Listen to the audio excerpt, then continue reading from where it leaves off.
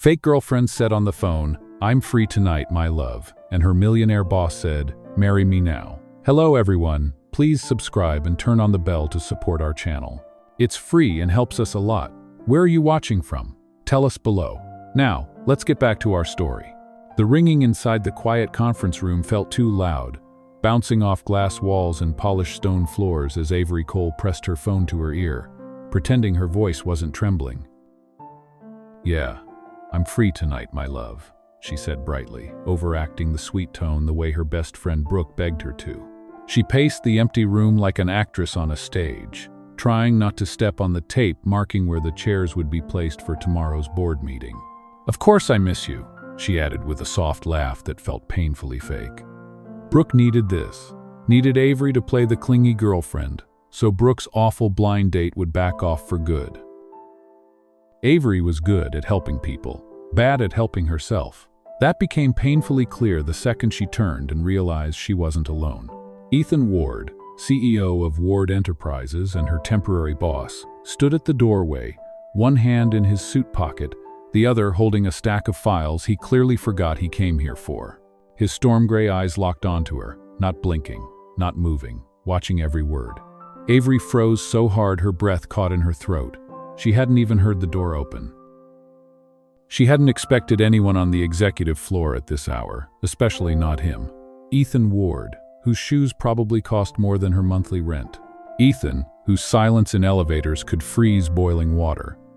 Ethan, who fired people for less than interrupting a confidential meeting room. She whispered quickly into the phone, "I'll call you back," hung up, and tucked it behind her as if hiding a weapon. "Mister?" She sat down carefully, hands folded in her lap, trying not to look like someone who had barely eaten dinner last night. Ethan took out a slim folder and slid it across the desk toward her. "This outlines the terms. Read it." Avery's fingers trembled slightly as she opened the folder. Inside were only 2 pages, written in clear, direct language. No legal traps, no vague threats. Just rules. Straightforward ones. Duration, 6 months. "You told someone you're free tonight and called them my love." Avery's face heated so fast she felt like she might combust. It wasn't real. Ethan stepped closer, slow, calculated, dangerous in that calm way only powerful men ever learn to be. "Good," he said softly, "because I need a fiancé." Avery blinked, hard.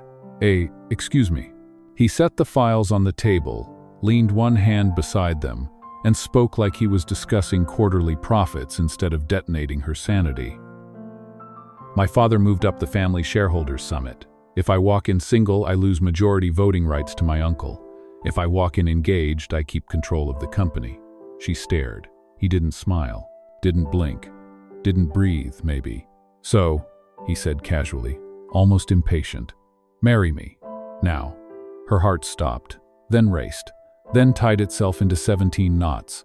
She let out a tiny squeak that might have been English. "Marry? You?" His expression didn't shift. "It sounded like you've had practice pretending." He gestured vaguely toward the air where her mortifying phone call still echoed. "Congratulations, Miss Cole. You've been promoted." Her mouth fell open. She closed it, opened it again. No sound came out. Ethan stayed perfectly still, perfectly calm, like he already decided everything, including her answer. Outside the window, the city lights flickered against the twilight sky. Inside the room, her life tilted sharply, like the universe just threw her onto a different track. And Avery, still clutching her phone like a life raft, whispered the only word her stunned brain could form. "What?" The moment Avery stepped out of the conference room, her knees nearly buckled. The hallway outside the executive floor felt colder, quieter, like the lights themselves were holding their breath. She pressed a hand to her chest, trying to steady the pounding rhythm trapped beneath her ribs. Marry him. Ethan Ward had said those 2 words like he was ordering lunch, like he was asking for a pen, like it was the most ordinary request in the world. Avery hurried toward the elevator, her mind spinning through every possible consequence. She needed to call Brooke. She needed to breathe. She needed to not throw up on the 26th floor carpet. Fake girlfriend said on the phone, "I'm free tonight, my love," and her millionaire boss said, "Marry me now." Hello everyone, please subscribe and turn on the bell to support our channel. It's free and helps us a lot. Where are you watching from? Tell us below. Now, let's get back to our story. The ringing inside the quiet conference room felt too loud, bouncing off glass walls and polished stone floors as Avery Cole pressed her phone to her ear, pretending her voice wasn't trembling. But when the elevator doors slid open, Ethan stepped in behind her without a sound. She jolted like she had been caught doing something wrong. He did not look at her at first. He just pressed the button for the lobby and slipped his hands into his pockets, as if they were not discussing the most insane proposal in human history. Avery swallowed. "Mr. Ward, I think there has been a misunderstanding," he responded without turning. "No misunderstanding. None, who just demonstrated their ability to improvise affection on command." Avery felt her cheeks burn. "That was not affection," she muttered. "That was panic." "Panic reads as sincerity," he replied calmly. "Shareholders respond well to sincerity." Avery stared at him like he had grown a second head. The elevator chimed softly as they passed the 19th floor. She squeezed the railing behind her. "You do not understand," she said quietly. "I cannot be in a fake engagement. You cannot just choose a random employee to be your fiancé," she whispered in disbelief. "You need someone polished, someone perfect, someone who does not live in a one-bedroom unit with a broken air conditioner." Ethan finally looked at her, and the elevator lights glinted off the quiet intensity in his eyes. "I do not need perfect," he said. "I need believable." Her breath caught again. "There are plenty of believable women in this building." "What does that mean?" "It means," he said, "you will receive a salary adjustment appropriate for a fiancé of the CEO. It also means housing, transportation, and all public appearances will be handled by my team, and it means you will not be losing your job." Her mouth fell open for the second time in less than an hour. The elevator slowed. "Of course," he added, "you can refuse." Her stomach turned. Refuse. She should. Any rational person would. But when the doors opened and she stepped into the marble lobby, the evening chill drifting in from the revolving doors hit her like reality. Her bank account was shrinking by the day. Her landlord had slipped a final notice under her door. Her mother's medical appointment was next week. She closed her eyes for one long second. When she opened them, Ethan was watching her again, unreadable. "I am not agreeing," she said softly, "but I will listen." A subtle nod. "My office, tomorrow morning." 8 o'clock. He walked past her, his stride steady and confident, like he already knew her answer. Avery exhaled shakily as the doors swept shut behind him, leaving her alone with the hum of the lobby lights and a decision that could change everything. The next morning, Avery stood outside Ethan Ward's office with a knot in her stomach so tight she could barely breathe. She had barely slept, lying awake on her thin mattress with the ceiling fan clicking above her like a broken metronome. Every time she tried to calm down, Ethan's voice echoed in her head, steady and impossible to ignore. "You help me keep the company. I help you stabilize your life." It terrified her how tempting that sounded. She checked her phone one last time. Brooke had sent a dozen messages, all variations of, "Do not marry your boss," and "Please tell me you are not considering this." Avery was considering it. And that scared her even more. She inhaled slowly, knocked on the door, and pushed it open. Every time she tried to calm down, Ethan's voice echoed in her head, steady and impossible to ignore. "You help me keep the company. I help you stabilize your life." It terrified her how tempting that sounded.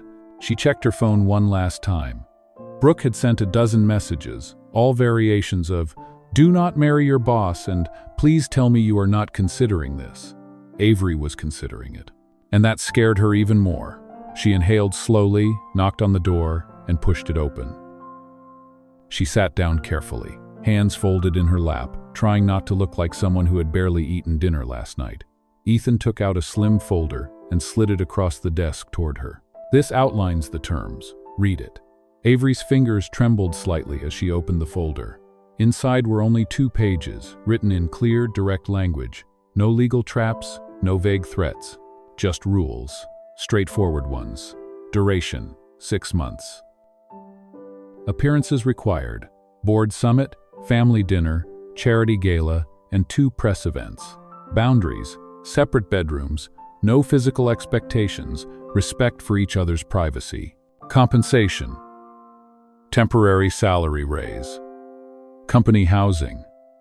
Medical support options for immediate family if needed. At the bottom, 2 lines waited for signatures. Avery closed the folder slowly and looked at him. "You really planned this overnight?" "I planned it years ago," Ethan said, leaning back in his chair, voice even. "I just never had a reason to use it until now." "So you were really going to ask someone to marry you for a business meeting?" she asked, not trying to hide her disbelief. "Marriage is a legal structure," he said calmly. "Feelings complicate things. Contracts clarify them." Avery let out a breath she did not realize she was holding. "I cannot believe people live like this." He studied her for a moment. "You are afraid." "Of course, I am afraid," she whispered. "This is your life, your company, your family legacy, and I am just—" "Do not finish that sentence," Ethan interrupted quietly. "I would not have chosen you if you were not capable."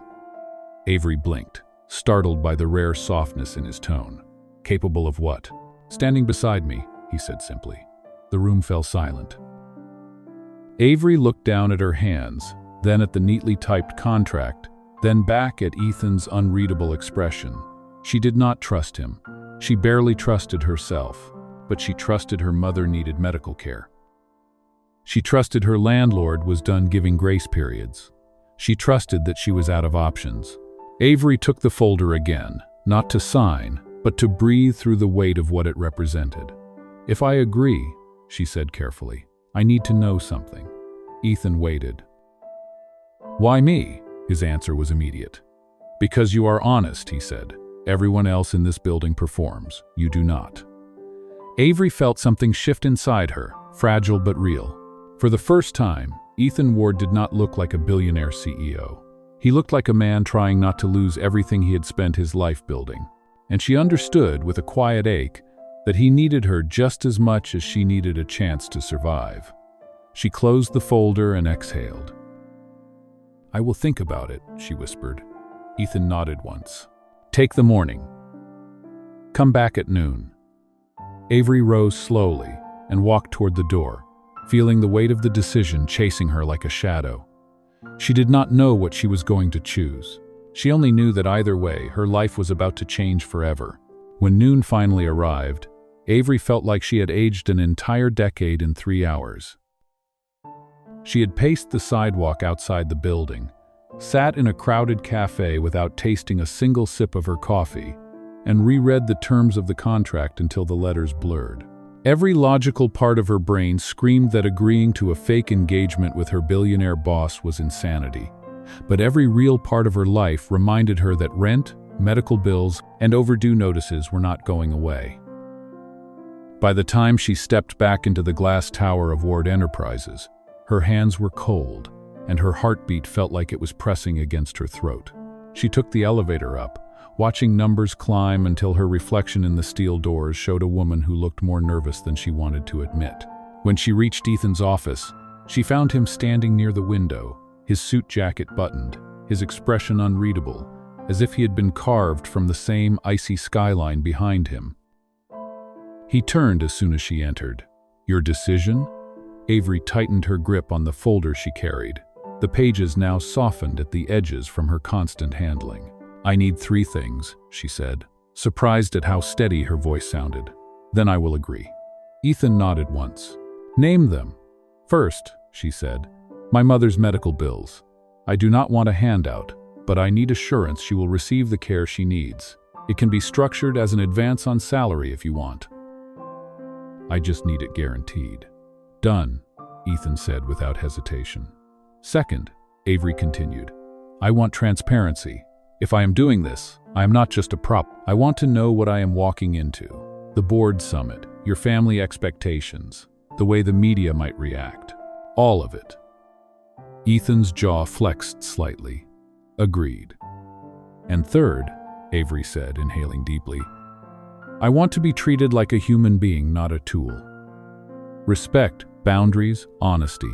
That is all." Ethan's gaze softened just barely. "Then we have the same expectations," he said quietly. She exhaled, her shoulders sinking with the weight of the moment. "Then yes," she whispered. "I will do it." Ethan stepped forward and extended his hand. Not for a handshake of business, but one that actually held a hint of something gentler. Avery placed her hand in his, and for the first time she truly felt the shift, the invisible click of two lives locking into a path neither could undo.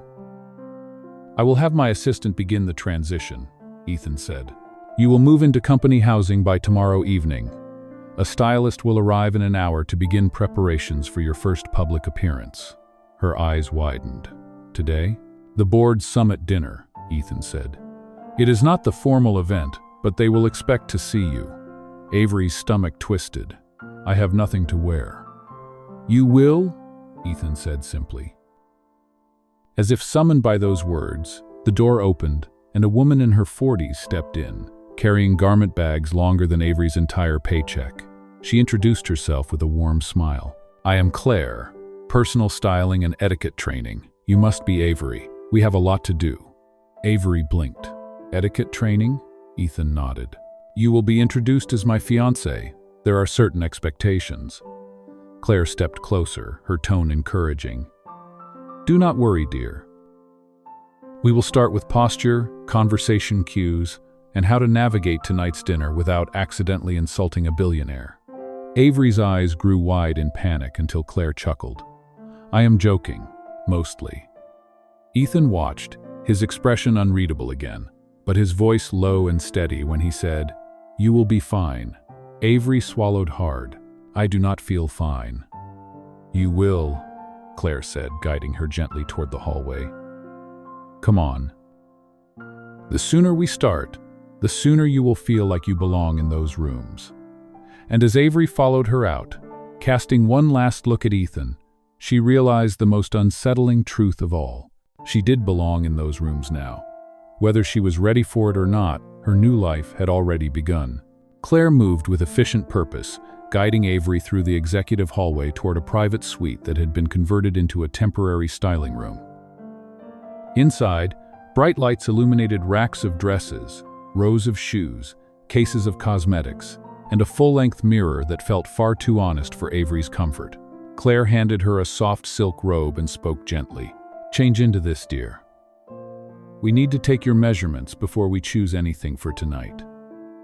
Avery obeyed, her hands trembling just enough that she had to steady herself against the edge of the dressing table. She had never worn silk in her life. She kept checking to make sure she had not torn it. Claire measured her quickly, but kindly.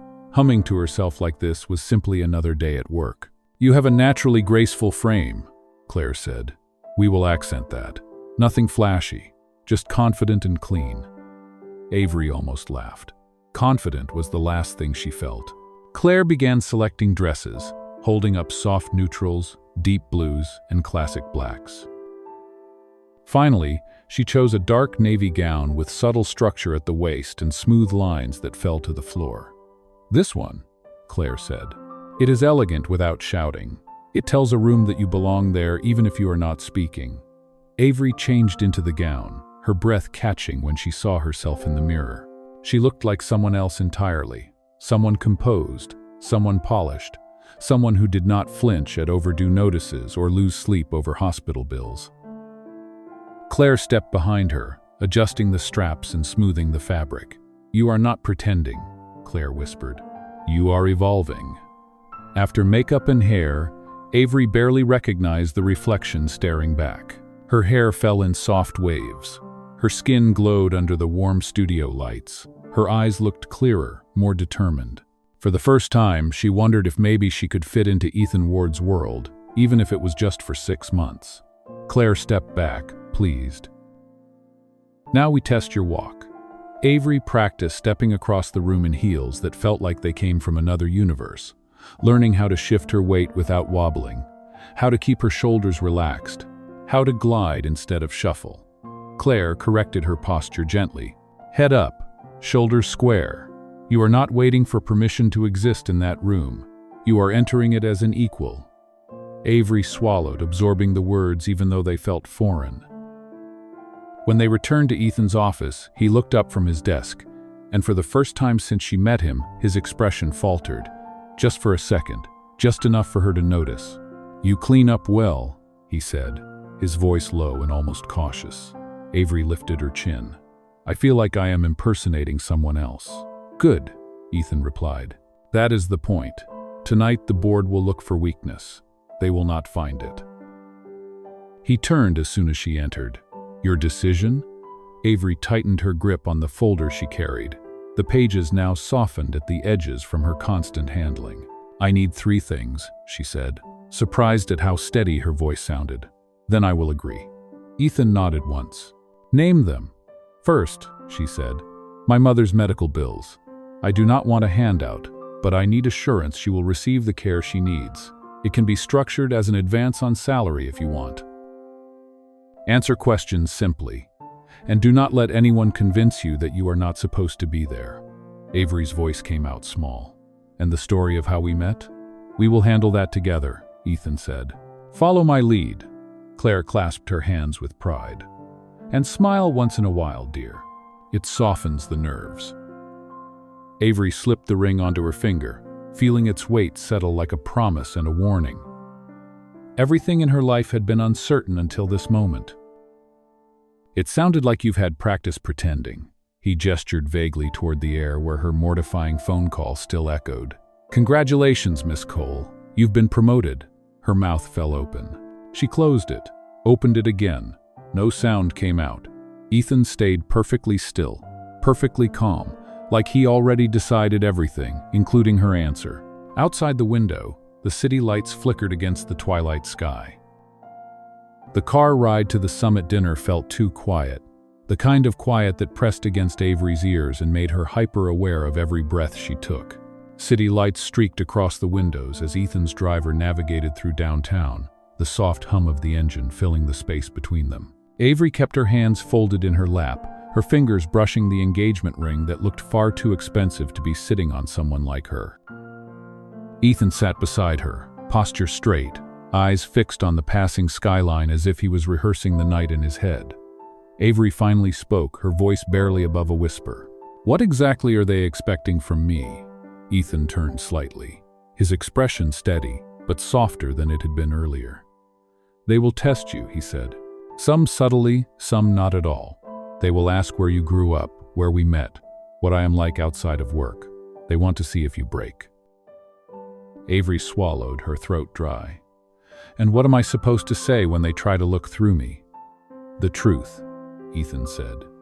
"You do not pretend to be wealthy or polished or from their world. You answer honestly. They will respect that more than any performance." She took a slow breath. "And if they do not, then they are fools," Ethan replied calmly. The confidence in his tone did something to her chest, easing a tension she had not realized she was holding.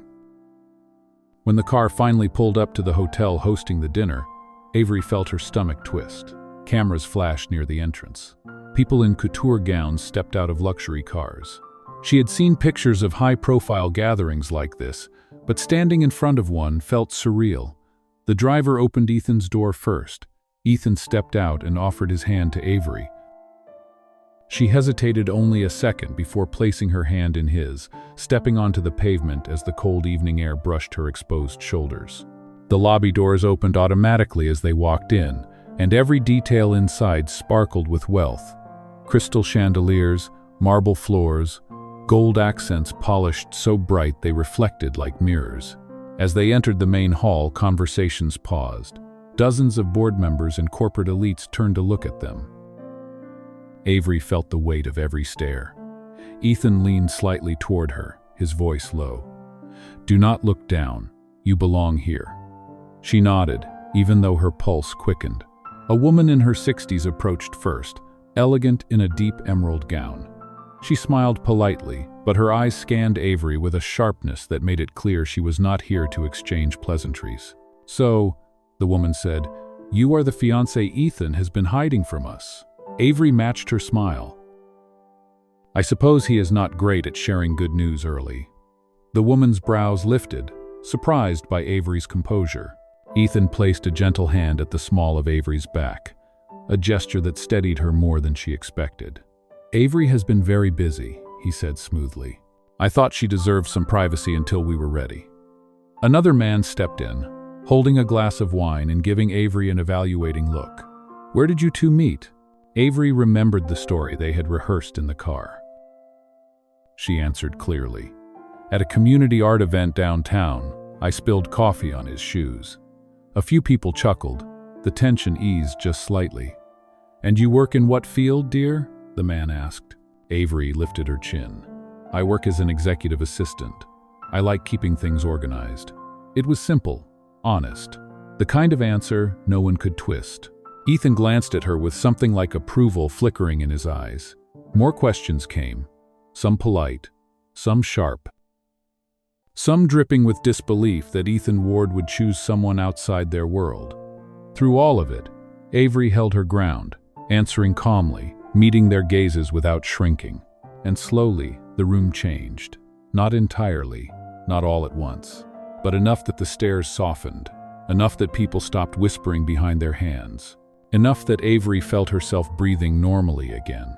During a quiet moment near the edge of the room, Ethan leaned slightly toward her. "You are doing better than expected." Avery arched a brow. "Better than expected? That is the compliment you are going with?" Ethan's lips twitched almost to smile. "You are exceeding expectations." Avery looked at him, the soft golden lights reflecting in his eyes. "Well," she whispered, "I'm trying not to ruin your entire empire." "You could not," Ethan said quietly, "even if you tried." And for the first time, Avery wondered if this fake engagement was shifting into something far more complicated than a contract. The dinner had reached a comfortable rhythm when the atmosphere shifted, subtle at first, like a draft slipping under a closed door. Avery felt it before she saw it. A ripple through the room, whispers gathering, eyes sharpening with a different kind of interest. And then the source of the tension appeared near the entrance. A woman with platinum blonde hair, a fitted silver gown, and a smile that looked polished enough to cut glass. Vivian Hale. Avery recognized her from the online articles she had found earlier that morning. Ethan's former partner, both professionally and personally, though none of the headlines had agreed on how serious things once were. Vivian approached with the slow confidence of someone accustomed to being the most important person in any room. Her gaze flicked over Avery in a single dismissive sweep before settling on Ethan. "Well," Vivian said, her voice smooth as cold marble, "I did not believe the rumors, but it seems they were true." Ethan's jaw tightened almost imperceptibly. "Vivian, you move fast," she continued, stepping closer. "An engagement? To your assistant? How efficient of you." Avery felt her stomach clench, but she held her posture, lifting her chin the way Claire had taught her. "It is a pleasure to meet you," Avery said, extending a hand with polite warmth. Vivian looked at her hand, then deliberately ignored it. "I am sure it is." Ethan stepped in slightly, positioning himself just enough to make his stance clear. "Vivian, we are not discussing this here." "On the contrary," she said, eyes narrowing, "I think here is the perfect place. Unless you prefer, I bring it up with the shareholders instead." Avery felt the shift then, the sudden spotlight turning toward them, the subtle hush falling over nearby conversations. Vivian leaned in, her voice quieter but sharp. "Do you know how the board will react when they learn your new fiancé was hired on a temporary contract? When they learn she has no background, no pedigree, no connections?" Avery felt the heat rise to her cheeks, but she kept her expression steady. Ethan's voice cooled. "They will react exactly as I expect, because my decisions are my own." Vivian smirked. "Are they? Because it looks to me like you can be manipulated quite easily these days." Before Ethan could respond, Vivian turned her attention fully on Avery, studying her like she was an item misplaced in a luxury boutique. "Tell me something, dear," she said. "What exactly is your angle? Security? Financial freedom? Maybe a new last name with a nice ring to it?" Avery did not flinch. Her voice was steady, even calm. "My angle," she said, "is supporting Ethan, the same way any partner would." Vivian laughed softly. "Partner? "Oh, sweet girl, you have no idea what world you have stepped into." Ethan's voice dropped, dangerously quiet. "Vivian, enough." Vivian smiled, satisfied that she had hit her mark, and prepared to turn away when Avery spoke again, her voice still gentle but carrying a steel she had not known she possessed. "You seem very invested in our relationship for someone who is not part of it anymore." A few nearby guests stifled their reactions. Vivian's smile thinned. "Careful," she said softly. "You are playing a role you were not built for." Avery held the woman's gaze. "We will see." Vivian stepped back, her expression smooth but her eyes sharp with something closer to irritation than triumph.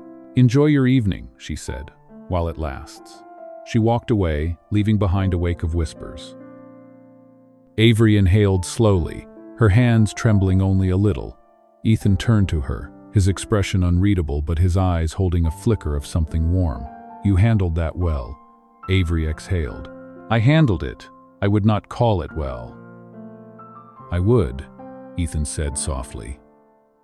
He guided her toward the quieter side of the room. "Vivian thrives on intimidation. Most people fold." "I am not most people," Avery murmured. "No," Ethan said, his gaze lingering on her for a fraction too long. "You are not." And as the night continued, Avery realized something terrifying. The more she stood beside him, the more this fake engagement began to feel anything but fake. The rest of the dinner passed in a blur of conversations, introductions, and careful smiles. But Avery felt Vivian's words lingering in the space between her ribs like tiny splinters. Even when she stood beside Ethan, even when guests complimented her poise or joked politely about how well she balanced his seriousness, a quiet doubt kept tugging at her. The moment they stepped outside into the cool night air, Avery drew a long breath, trying to steady the swirl inside her. Ethan noticed. "She got to you," he said, not asking but stating it plainly. Avery crossed her arms lightly, not out of defiance but self-protection. She knew exactly where to aim. Ethan's jaw tightened. Vivian has a history of assuming the worst in people. She sees vulnerability as weakness. "And I am vulnerable," Avery said quietly. "She is not wrong about that." Ethan stepped closer, hands in his pockets, gaze steady. "Being vulnerable does not make you weak. It makes you honest." Avery looked away, watching traffic glide past the hotel entrance. "She thinks I am here for the wrong reasons." "Vivian thinks everyone is here for the wrong reasons," Ethan replied. "That is why she is no longer part of my life." Avery hesitated, then met his eyes. "And what about the board? You said they look for weakness too." Ethan exhaled. "They look for inconsistencies. The only way this fails is if we stop trusting each other." His words settled over her, heavier than the evening air. Trust. It was easy to say and terrifying to depend on. Just then, his driver pulled up. Ethan opened the door for her, and she stepped in, smoothing her gown as he slid in beside her. The ride back to his penthouse felt different from the ride to the dinner. There was no tension, no rehearsing, only the quiet hum of the city and the lingering adrenaline from surviving her first test. Halfway through the drive, Ethan spoke, his voice softer than she expected. "You surprised me tonight." Avery shot him a sideways glance. "Did I embarrass you?" His lips twitched in what might have been almost a smile. "No, you impressed me." She looked forward again quickly, hoping he had not noticed the way her heart skipped. When they reached the penthouse building, Avery felt another wave of nerves. She had seen the lobby before, but tonight everything felt sharper, more real. The doorman greeted Ethan with familiar respect and gave Avery a curious but warm smile. The private elevator carried them upward in silence until the doors slid open to reveal the penthouse itself. Tall windows, soft lighting, dark wood floors that gleamed under the city's glow. Avery stepped inside carefully, as if afraid she might break something with a single breath.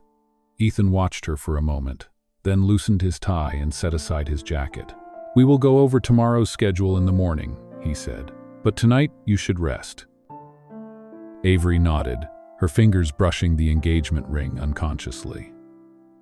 "Thank you for backing me up." "I did not back you up," Ethan said. "We stood together."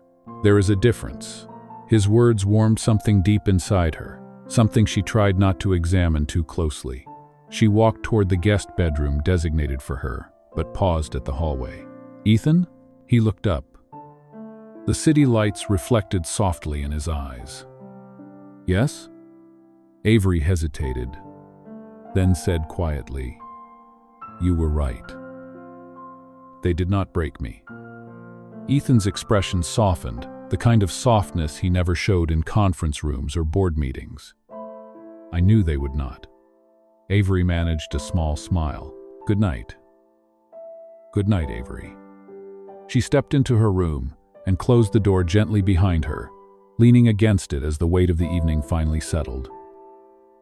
The dress, the stares, the whispers, the confrontation with Vivian, the unexpected warmth in Ethan's voice, it all formed a growing realization that terrified her more than anything Vivian could have said.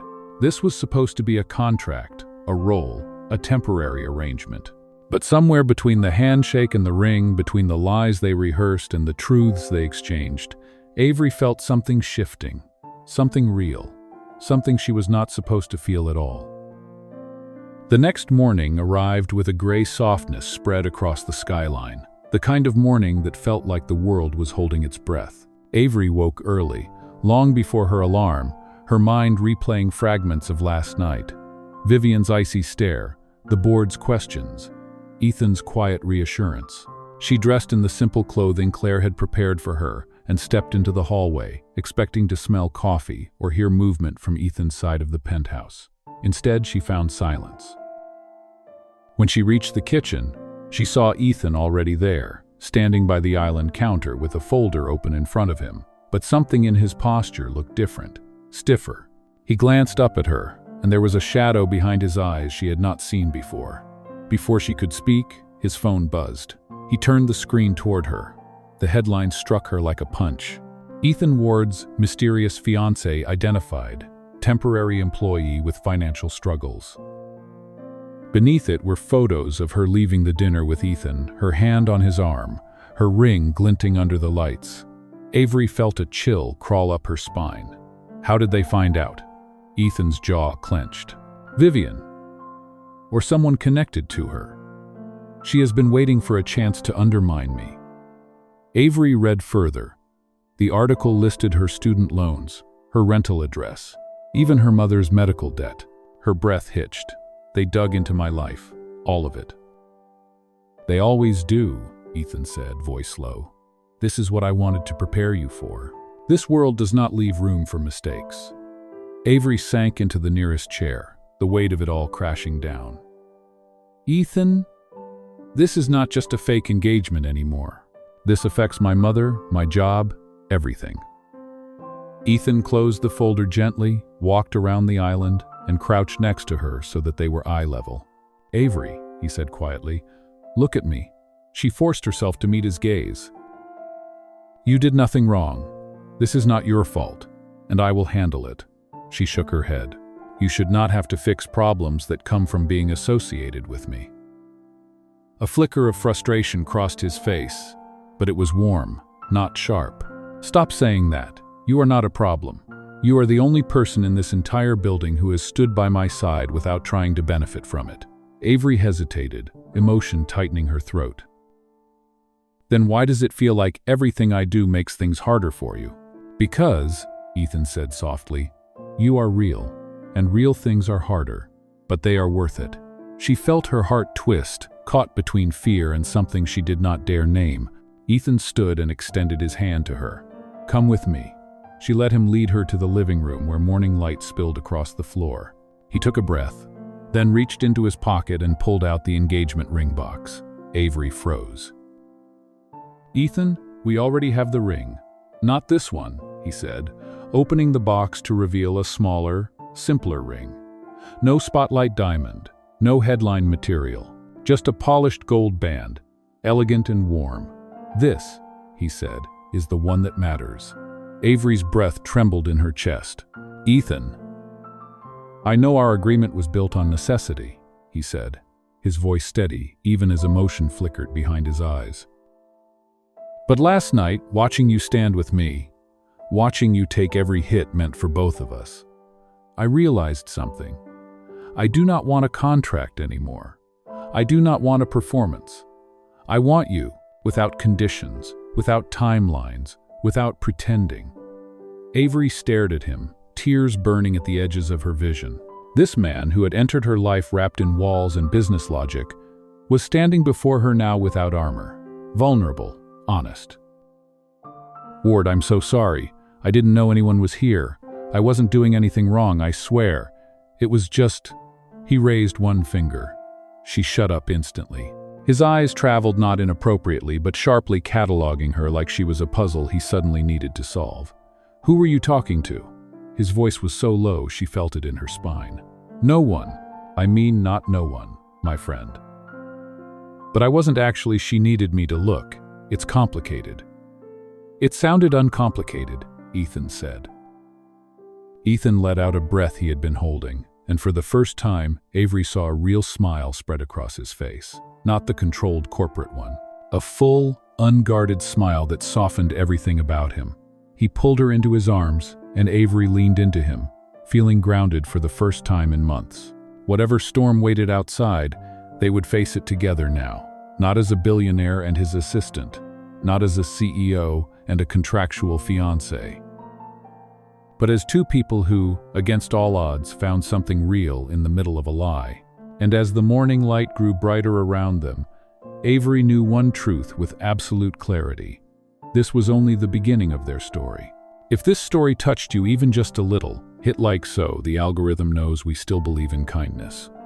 Tap subscribe and the notification bell so you will not miss the next journey. I would love to hear your thoughts. What moment of giving once changed you? Share it in the comments below. Your story might become the inspiration for the next video.